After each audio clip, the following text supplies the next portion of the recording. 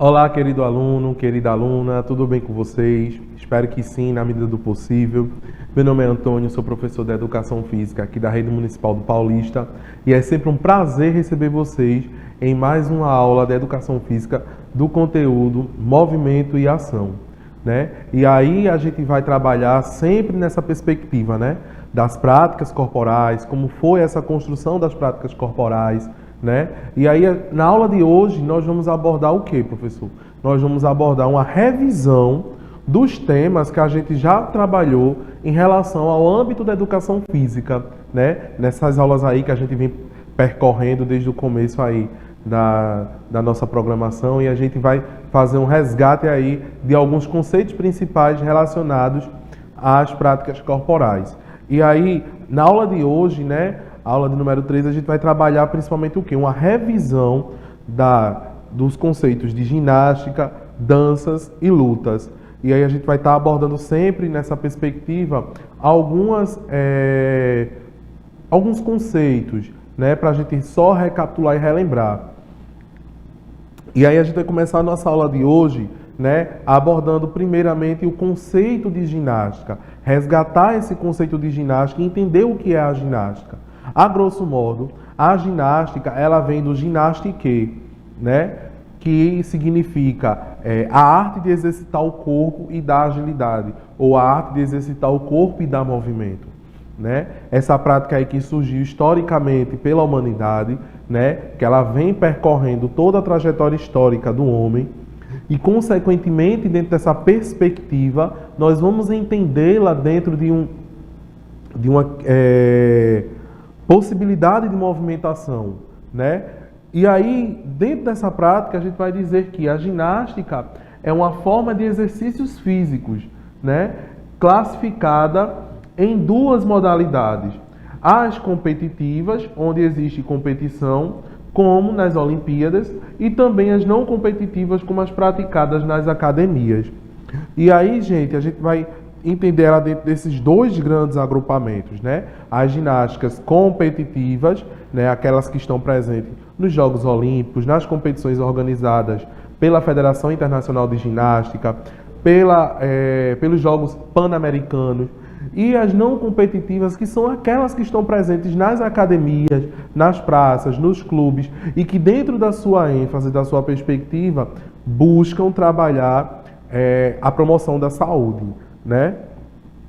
E aí a gente vai entender como é que está organizado esses dois grandes conjuntos. E a gente pode estar ilustrando, pessoal, da seguinte forma. Nós temos as ginásticas competitivas e as ginásticas não competitivas. As competitivas, vocês podem ver que eu coloquei aí uma siglazinha para cada uma, né? Temos a ginástica artística, acrobática, rítmica, trampolim e aeróbica desportiva. Então, são ginásticas que já são reconhecidas pela Federação Internacional de Ginásticas como competitivas. E dentro do outro agrupamento, nós temos as ginásticas não competitivas, né? Que são elas: laboral, natural, calistênica, cerebral, localizada, aeróbica, hidroginástica, contorcionismo e ginástica para todos. Então, aí a gente já consegue perceber que um grupo é maior do que o outro, né? Aí também podemos observar que as ginásticas competitivas, elas estão voltadas para as ginásticas de alto rendimento, né? Porque exige essa questão da competição entre elas. Mas as ginásticas não competitivas, elas podem ser consideradas como ginásticas para todos, porque elas possibilitam práticas em que vai de acordo com a necessidade de cada praticante, vai de acordo com a idade de cada praticante, né? A intensidade ela vai ser mais baixa, né? Vai ser mais leve.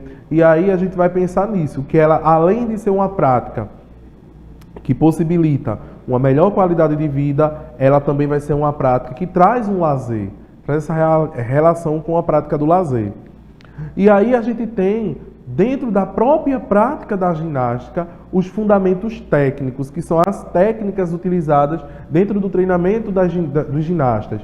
Podemos classificar os fundamentos da seguinte forma: as posturas, né, que nós temos a postura estendida, afastada, grupado e carpado.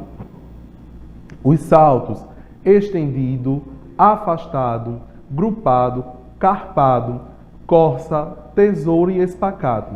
Nós temos também outros fundamentos como giros, saltitos, galope, e temos posições como a posição da vela e do avião, temos os rodantes e temos as paradas de mão.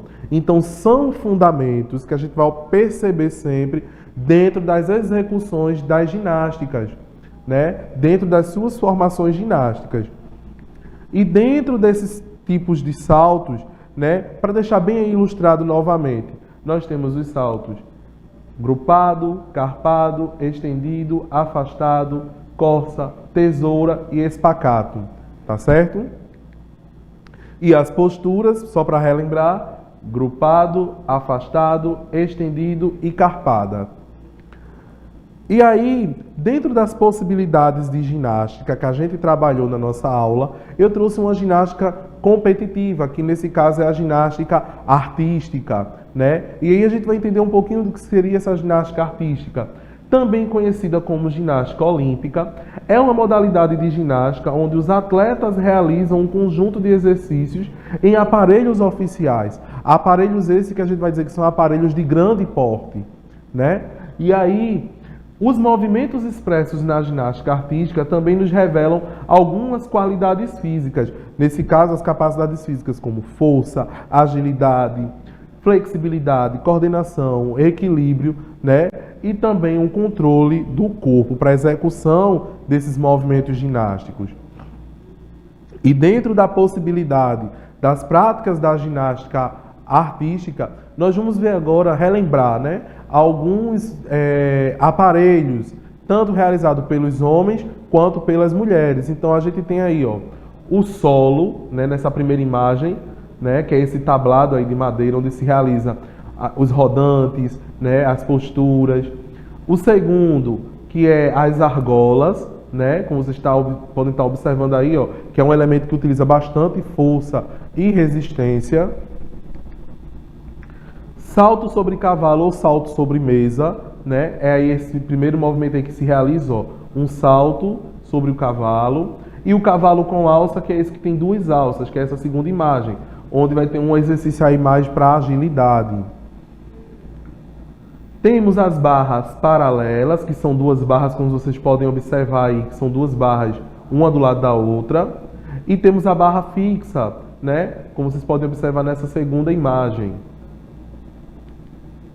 E as modalidades femininas, nós temos o salto sobre cavalo também, que é parecido com o do masculino. E temos o solo feminino também, que é parecido com o solo masculino. Mas aí uma curiosidade em relação ao solo é que no masculino não possui música, certo? No masculino é uma duração menor e é sem música. Já no feminino é necessário e obrigatório ter a música e uma coreografia acompanhando todos os seus movimentos. Continuando ainda nos aparelhos, temos a trave de equilíbrio, né, que é essa primeira imagem que vocês podem estar observando aí, onde a ginasta ela vai fazendo seus saltos em cima da trave. E as barras assimétricas, que é uma barra mais alta e outra mais baixa, onde a atleta também faz suas apresentações. Dentro da possibilidade da ginástica artística, a gente vai ver 6 aparelhos masculinos, que foi o que a gente apresentou anteriormente, e a gente viu que as mulheres apenas fazem 4 aparelhos. E aí a gente sai de uma prática rítmica entrando em outra, né? E a gente vai começar a abordar agora uma revisão rápida sobre as danças. E a gente abordar alguns conceitos referentes à dança. E aí a gente vai entender que a dança, já diferente da ginástica, a dança ela é um conjunto de movimentos ritmados do corpo, né? A partir da música. E a gente vai entender que esse movimento corporal, dentro de um ritmo, a gente vai ver que ele pode repassar uma mensagem, né? Ele pode passar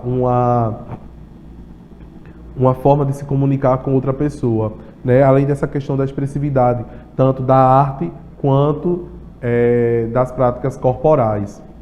E aí, partindo desse princípio, a gente já pensa o que seria ritmo, né? Porque a gente está pensando, né, que a dança é um conjunto ritmado. Então, o que seria ritmo? O ritmo é tudo aquilo que flui e que se move. É um movimento regulado. O ritmo está inserido em tudo o que está na nossa existência. Então, para tudo tem um ritmo. Vejam, o fato da gente dormir e acordar é um ritmo, porque durante o dia nós acordamos, nós trabalhamos, estudamos, brincamos, e quando chega a noite que escurece, o que é que acontece? É o momento em que o nosso corpo precisa descansar. Então isso é controlado por um ritmo. O nosso coração, se a gente está sentadinho, quieto, ele vai estar como? Vai estar batendo bem devagarzinho. Mas se a gente corre e começa a brincar e a gente para, a gente vai sentir que o nosso coração já está batendo mais acelerado. Então, as batidas do coração também é um ritmo. Então, para vocês verem que tudo é ritmo, né? A forma de andar mais rápido ou mais devagar é um ritmo, né? Então, só para que a gente ilustre isso. E a gente pode identificar o ritmo onde? No nosso coração, as diversidades musicais, o tempo e a forma de dançar.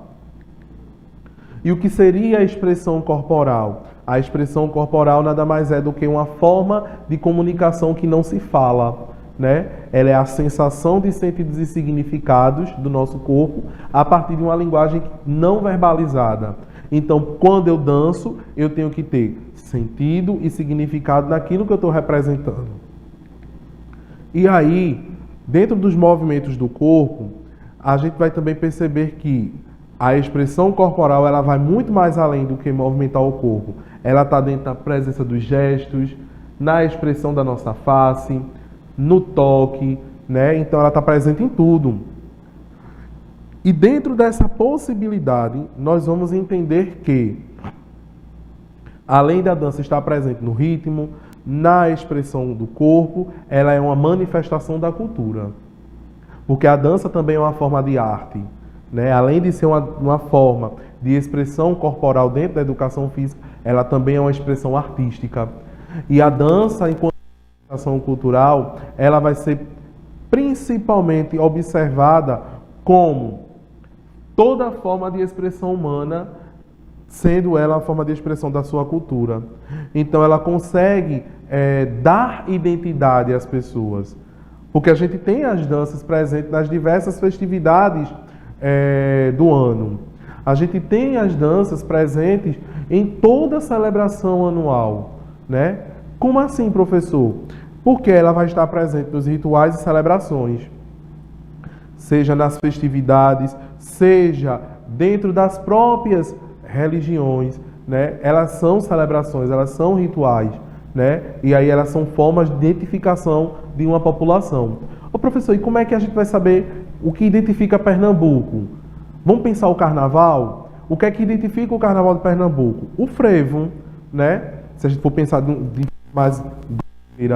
Professor, o que é que identifica o São João no Nordeste? O forró, né? O forró é uma dança típica do Nordeste. Falou em forró, a gente já lembra logo do Nordeste. Então, para vocês verem que tem uma questão de identidade. Poucos de vocês sabem, mas paulista tem uma cultura que identifica paulista. A ciranda de Dona Duda é uma referência dentro do campo da ciranda, né? E aí a gente percebe isso dentro de uma questão de identidade mesmo, de algo que é nosso. E aí a gente vai separar as festas dentro dessa manifestação em 3 grandes ciclos, né? Que é o ciclo carnavalesco, o ciclo junino e o ciclo natalino, né?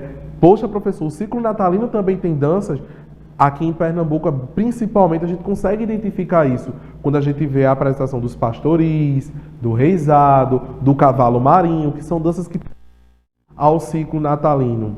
No ciclo junino, a gente tem o coco de roda, a quadrilha, a ciranda, o forró, o chachado. E quando a gente pensa no ciclo carnavalesco, a gente tem maracatu, frevo, caboclinho, né? Os afoxés. Então, são manifestações e que a dança está presente dentro dessas relações. Okay? E quais são os tipos de dança? Se a gente pensar nas classificações, nós temos as danças folclóricas, salão, contemporânea, circulares, religiosas, improvisada. E aí, gente, partindo dessa revisão breve aí das danças, a gente já parte para um outro contexto, né, que a gente também trabalhou em nossas aulas, que é as lutas, né? E assim como a ginástica e como a dança, a gente vai contextualizar também o que seria a luta, né? Aí a gente vai entender que a luta vem do latim lucta e pode ser definida como combate entre duas ou mais pessoas com ou sem o uso de armas. Vê que legal. E a luta em si, ela busca desenvolver nas pessoas aquele sentimento de controle corporal e de controle da mente. Muitas das vezes as pessoas dizem assim, luta, fulano vai brigar com... Não, é totalmente diferente, né? A luta, ela tem fundamento, a luta, ela tem contexto histórico, cultural, né? A luta, ela tem uma forma de nos conduzir a uma melhor qualidade de vida e que a gente seja promotor daquilo que a gente não quer, de tipo, se eu vejo um conflito, eu tenho aquela condição de tipo, evitar que aquele conflito aconteça, né? Então a gente promove essa questão de um equilíbrio corporal, mental e também, dependendo de algumas artes marciais ou lutas, um equilíbrio espiritual, tá certo? E aí, quais são esses valores defendidos dentro do âmbito das lutas, né? Então, a gente desenvolve quando a gente está disposto a praticar uma luta, uma arte marcial, a paciência, o autocontrole, o autoconhecimento, perseverança, superação, capacidade de analisar as suas ações e corrigi-las. E aí a gente vai corrigir sempre as nossas ações e as nossas atitudes. Por quê? Se eu não quero entrar no conflito que a outra pessoa está buscando comigo, então eu tenho esse autoconhecimento, essa paciência para desenvolver dentro do meu meio social, certo? Então a gente tem essa questão aí, é sempre isso, gerar sempre um equilíbrio, a pacificidade entre as pessoas. E aí, como eu falei, né, a luta é totalmente diferente da briga, né? As pessoas em si, elas confundem, mas a briga é tudo aquilo contrário à luta. Se a luta ela busca trazer na gente um equilíbrio, a briga ela é toda uma questão de desequilíbrio, né? E aí uma briga é um confronto entre duas pessoas ou mais, grupos de indivíduos, corporações ou outra classe de entidades.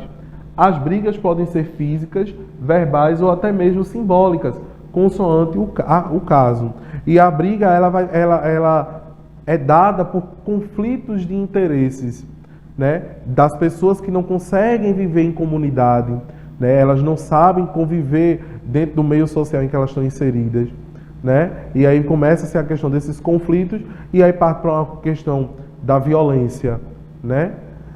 E dentro dessa possibilidade, a gente vai observar aí, que existem vários tipos de lutas, mas aí eu só coloquei alguns para a gente ilustrar dentro dessa visão que a gente está vendo aí do conteúdo de lutas. Então nós temos o judô, o kung fu, o muay thai, o karatê, jiu-jitsu, krav maga. Temos as lutas brasileiras, que é a capoeira, o uka-uka, luta marajoara, boxe, taekwondo e sumô já são lutas que surgiram dentro de outros espaços. Mas essas três que eu citei, capoeira, uka-uka e luta marajoara, são lutas brasileiras, porque surgem dentro dos povos que habitaram aqui no nosso país, tá certo? E aí, o que é que a luta ela busca desenvolver em seus praticantes? Paciência, coragem, confiança, disciplina e compaixão. São valores que devemos exercer em nosso dia a dia e que as lutas muito nos ensinam, além de desenvolver um equilíbrio mental e corporal, foi como eu falei no começo. Ela busca sempre trabalhar essa questão do equilíbrio entre corpo, mente e também do nosso espírito. Que além de ser uma prática de exercício, ela é uma prática que vai possibilitar a gente uma saúde mental melhor, uma melhor qualidade de vida para a nossa convivência em sociedade. E aí, como desafio para a semana, eu quero que vocês peguem o caderno de vocês e coloquem aí o conceito do que é dança, o conceito do que é ginástica e o conceito do que é luta, de acordo com o que foi falado aí na revisão para vocês, para a gente ver se ficou bem sistematizado e memorizado aí na mente de vocês, tá bom? E aí, dentro dessa perspectiva, eu trago como reflexão da semana que escolha elogiar, pois ajuda no bem-estar dos outros. Também contribui para a nossa felicidade. Então, a gente pensar nisso, que quando eu elogio o trabalho do outro, quando eu elogio as pessoas que estão à minha volta, eu estou trabalhando essa questão também de um ambiente mais saudável, né? E aí, dentro dessa perspectiva, vai estar contribuindo para a felicidade e harmonia do lugar que a gente está inserido, tá bom? Então, eu espero que vocês tenham gostado. A gente vai ficando por aqui. Eu desejo a vocês bons estudos. Um beijo para vocês e até a próxima.